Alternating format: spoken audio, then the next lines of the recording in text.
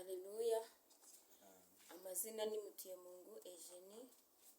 Ndabashoje mwese muri hano. Tugiye gufatanya kumva ijambo ry'Imana muri uyu mwanya no kumva ubutumwa bwiza bukubiye mu ijambo. Kuko ijambo ni umutsima utera imbaraga, kandi akeka twese muri iyi minsi ya none dukeneye ijambo. Mana Data wa twese, turagushimye, turaguhimbaje. Tuguhimbarije kubw'urukundo rwawe n'imbabazi zawe. Tugushimiye ko utuzi ku manywa ndetse na nijoro. Izina ryawe niryubahwe. Amen. Mwe tugiye kuvuga ijambo ryawe, ntaba ari twebwe ahubwo Mwuka Wera amanukire ku bitugu byacu. Udukoze ikara ryaka ku munwa. Turaritse Imana Data ndetse n'Umwana Mwuka Wera ngo amanukire kubana natwe.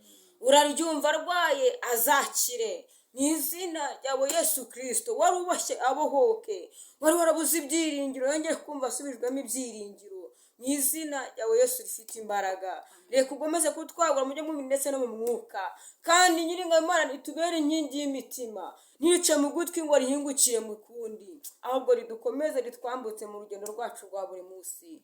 Urakoze kuri Imana iri kumwe natwe, ni mu izina ryawe Yesu, amen. Haleluya. Amen. Tugiye gusoma ijambo tubona mu Bami ba mbere, ibice ni 18.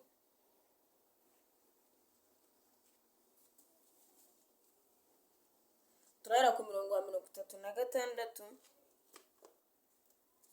turasoreza kuri 39.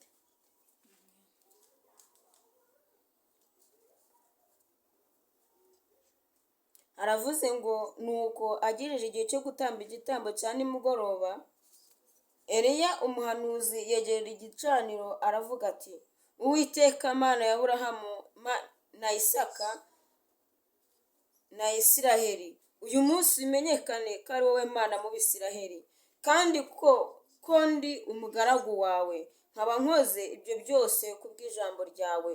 Nyumvira Uwiteka, nyumvira, kugira ngo abantu bamenye ko ari wowe Mana, kandi ko ari wowe ugarura imitima yabo. Uwo mwanya umuriro w'Uwiteka uramanuka utwika igitambo cyoswa n'inkwi n'amabuye n'umukungugu, ukamya amazi yari mu ruhavu yose. Maze abantu bose babibonye bikubita hasi bubamye baravuga bati, Uwiteka niwe Mana, Uwiteka niwe Mana. Amen. Amen.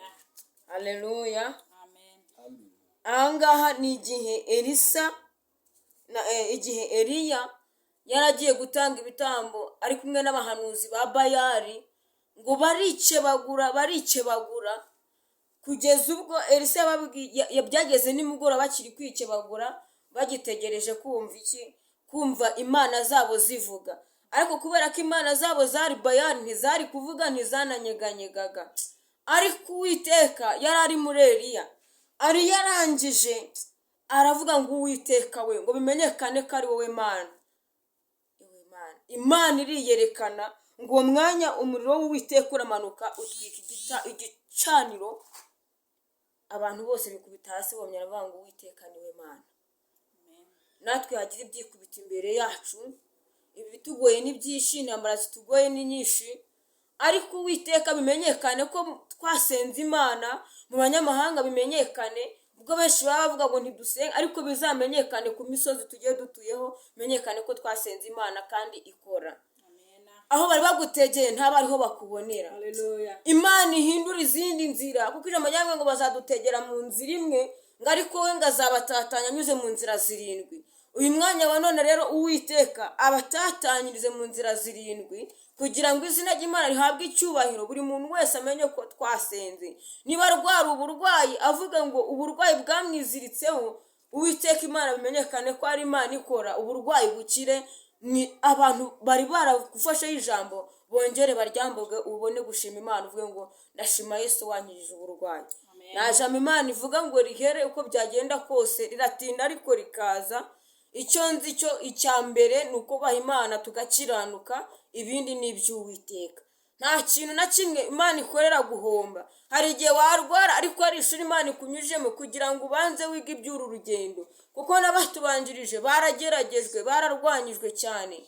Nka Mose nawe yararwanyijwe, arwanwa. None n'Abisirayeli abakorera ibintu umwana w'umuntu atakorera undi, ariko yambaye imbaraga z'Imana. Bageze mu nzira aramubwira ngo twakabaye twarigwiriye mu nzira, ariko Uwiteka akomeza Mose. Baragenda bambuka bagera hakurya, ngo ifarashi n'uwihetse ibiroha mu nyanja. Haleluya. Uyu mwanya rero ifarashi n'uwihetse ibirohe mu nyanja ku buzima bwacu, ifarashi n'uwihetse ibirohe mu nyanja ku burwayi dukine, ifarashi n'uwihetse ibyari biboshye bibohoke, ifarashi haleluya, ifarashi n'uwihetse byongere kuduha agaciro mu miryango.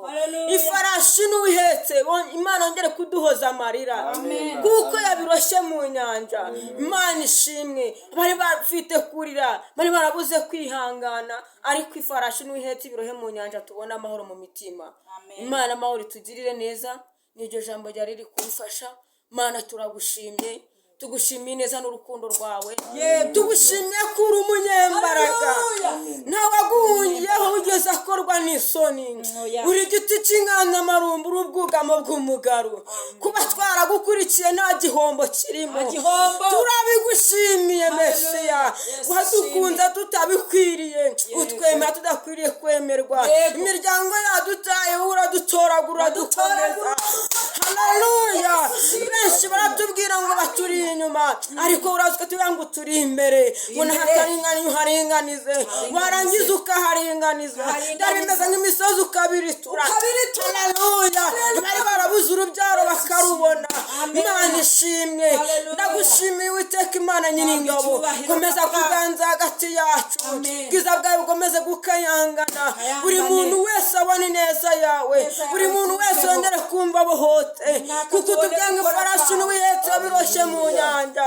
Reka kugira ibyo uroha mu nyanja. Ayo baba babuze ibyiringiro babibone.